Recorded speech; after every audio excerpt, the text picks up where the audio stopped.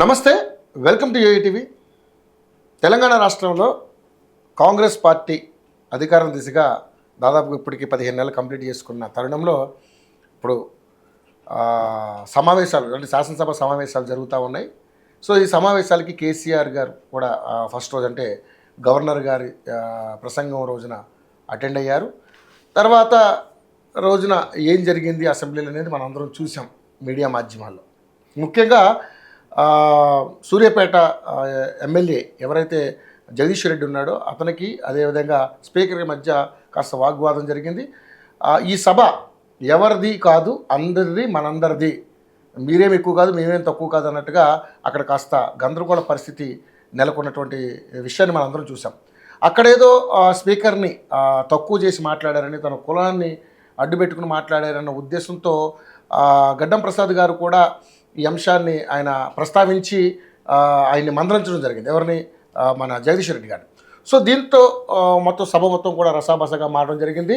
దాంతో ఆయనకి అంటే ఒక రకంగా అతను దూషించే విధంగా మాట్లాడనే ఉద్దేశంతో అతన్ని ఈ సెషన్ మొత్తం కూడా సస్పెండ్ చేయడం జరిగింది జగదీష్ రెడ్డిని.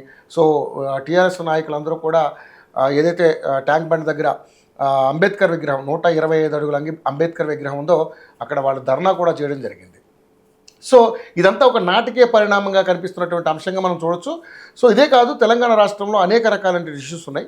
వాటిలన్నింటి మీద కూడా ఈరోజు మనం మాట్లాడదాం. ఎందుకంటే ముఖ్యంగా విజయశాంతి గారు నిన్న ప్రెస్ మీట్ పెట్టి కూడా బీఆర్ఎస్ ఏదైతే కేసీఆర్ మీద కానీ బీఆర్ఎస్ పార్టీ మీద కానీ అనేక రకాలైనటువంటి ఆరోపణలు కాదు నిజాలని చెప్తా ఉన్నారు.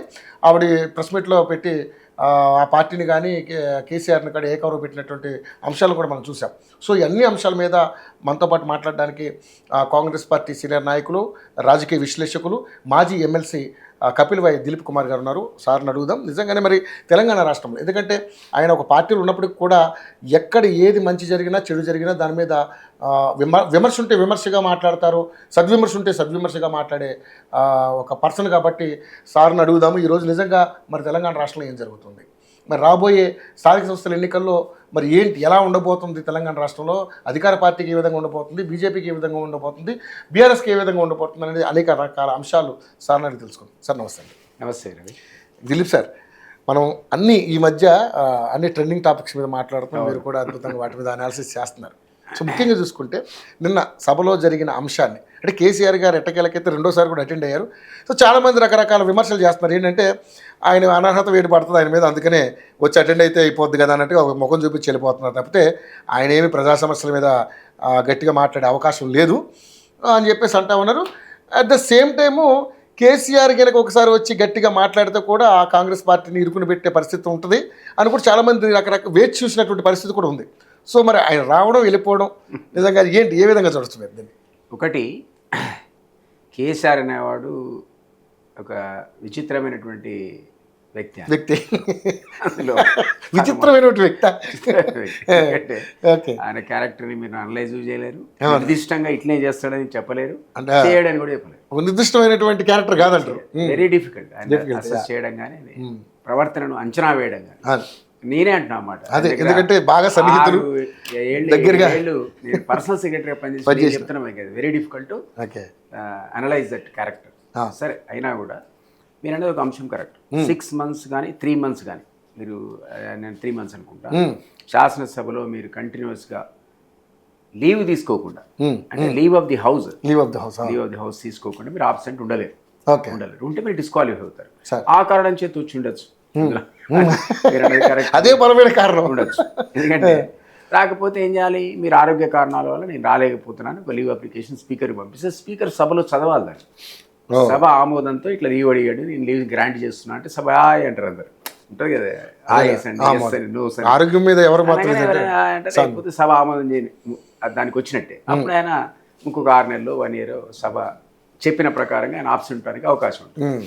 ఏ కారణం లేకుండా మీరు ఇంట్లో ఫామ్ హౌస్లో పడుకుంటా అంటే నడదు. కాబట్టి మీరు ఏ కారణం చేత 3 నెలలు రాకపోయినా డిస్క్వాలిఫికేషన్కి మీరు దారి తీస్తుంది. ఆ కారణం చేత వచ్చి ఉండొచ్చు అనేది ఒక అంశం.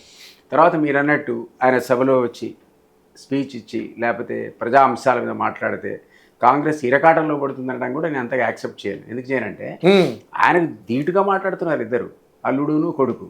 ఆయన తక్కువ మాట్లాడట్లేదు వాళ్ళు ఇద్దరు ఈక్వల్ స్పీకర్స్ వాళ్ళు ఇద్దరు కూడా స్థాయిలో స్పీచెస్. అందుకనే పదే ఆ స్ట్రేచర్ తగ్గ వాళ్ళు ఎవరు లేరు అక్కడ. కేసీఆర్ వచ్చి స్ట్రేచర్ గురించి కూడా మాట్లాడతారు అంటున్నారు. అయితే అట్లా కేసీఆర్ వస్తే డెఫినెట్లీ మీరు అన్నట్టు అది వేరే కలర్ వస్తుంది, సభకు వస్తుంది, అందులో అనుమానం లేదు. అయితే ఆయన అన్నాడు కూడా, నేను వస్తున్నా 1 year క్షమించా, ఊరుకునే సమస్య లేదు అన్నాడు. వస్తే బాగుండేది. అసలు సీఎంఏ రమ్మంటున్నాడు, మిమ్మల్ని ఆహ్వానిస్తున్నాం సార్ అని. ఇంటికి పోయి కూడా ఆహ్వాన పత్రిక ఇచ్చినట్టున్నారు దీనికి ఒక పర్టికులర్ అకేషన్లో, ఉత్సవాలకు, విగ్రహావిష్కరణకు. పొన్నం ప్రభాకర్ ఇంటికి పోయి ఆహ్వాన పత్రిక ఇచ్చి సార్ మీరు రండి సార్ హౌస్ కానీ ఆహ్వానించినట్టు కూడా పేపర్లో వచ్చింది. రాలే.